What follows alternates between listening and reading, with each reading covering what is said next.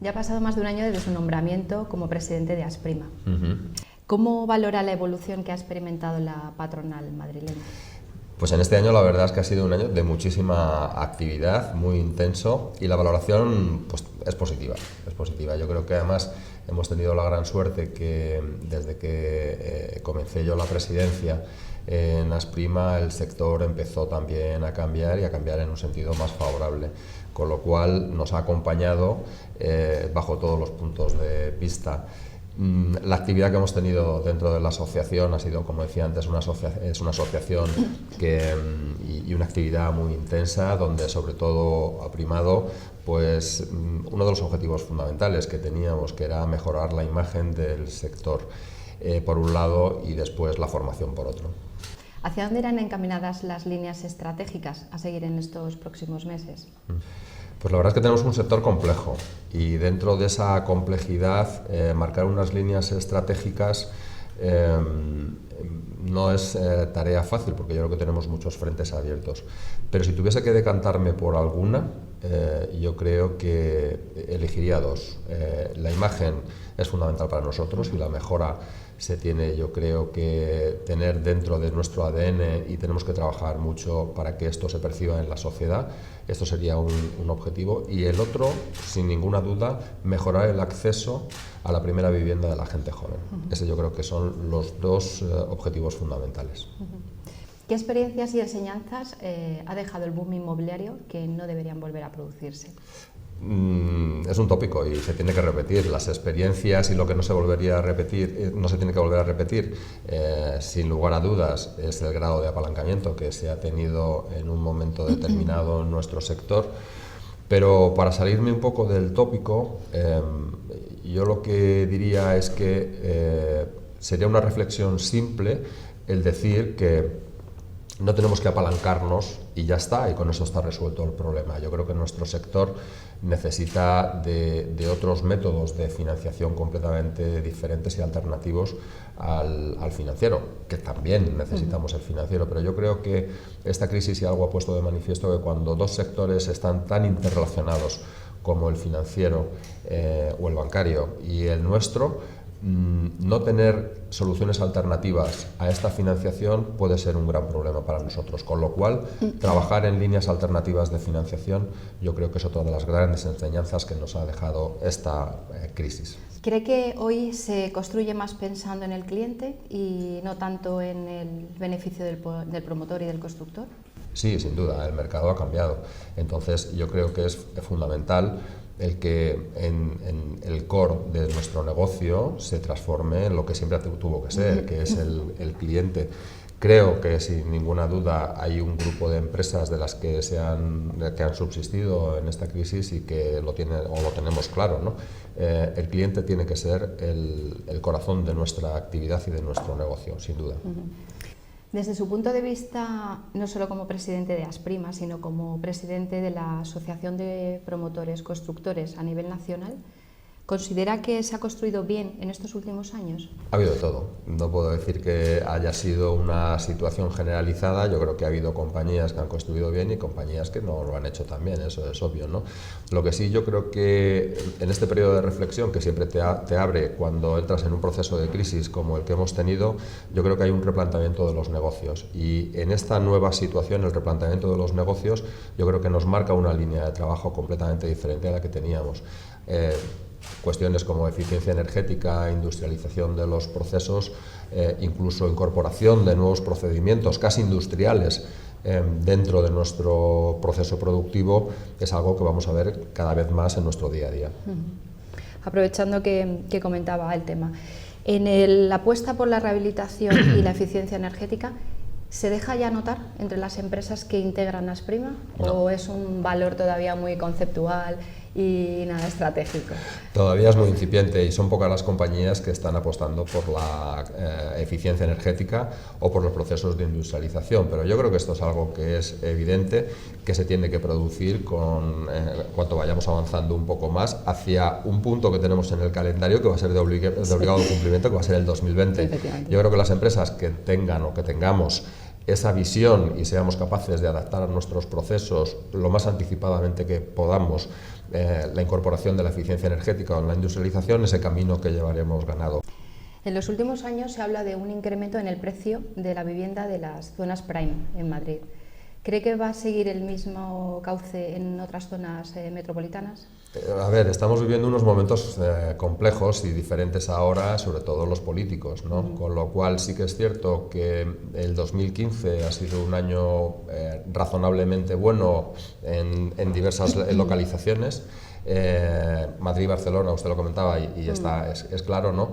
Pero sí que estamos viendo también una cierta desaceleración en nuestra actividad.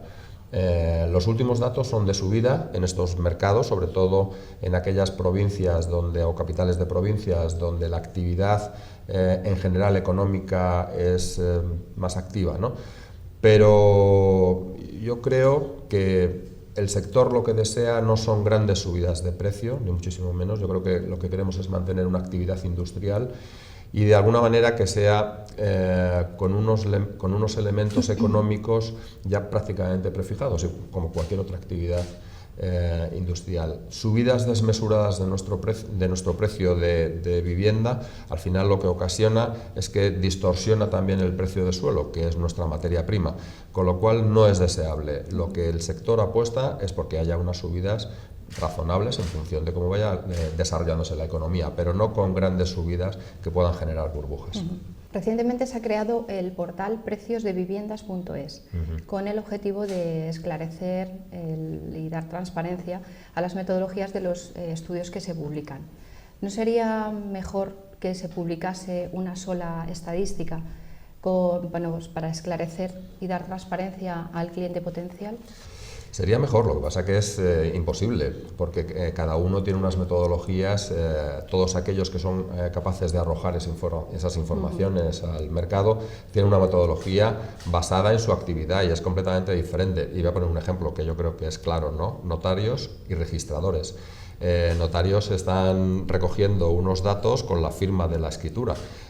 Registradores, cuando se inscribe, el desfase temporal que se produce entre un acto y otro genera una situación que es imposible ponerlos en común y lanzar un solo dato. Esa es una realidad. Nos pasa exactamente igual con el INE o con el Ministerio de Fomento. Por eso se estimó oportuno, cuando se lanzó el panel de precios, que lo más claro, lo más transparente sería que cada uno de alguna manera fuese capaz de volcar esas informaciones en esta página y, lo que es más importante, con la metodología, para que así tener en un mismo portal todas aquellas informaciones y las metodologías que los distintos organismos lanzaban. En materia política, ¿cómo han afectado los cambios políticos del Ayuntamiento y de la Comunidad de Madrid en el sector? En el caso del Ayuntamiento todavía no hace mucho tiempo, son 8 meses, ¿no? 8 o 9 meses desde que han tomado el poder, bueno, va casi para el año, ¿no? Vamos, o sea, acabamos casi ya para el año, es que el tiempo pasa deprisa, sí. Yo creo que hay dos etapas completamente diferentes. Una inicial, donde yo creo que se produce un parón por una cuestión que puede ser hasta cierto punto lógica, por aquello de querer ver cuando entro en el ayuntamiento qué tipo de urbanismo se está haciendo y tengo que analizarlo.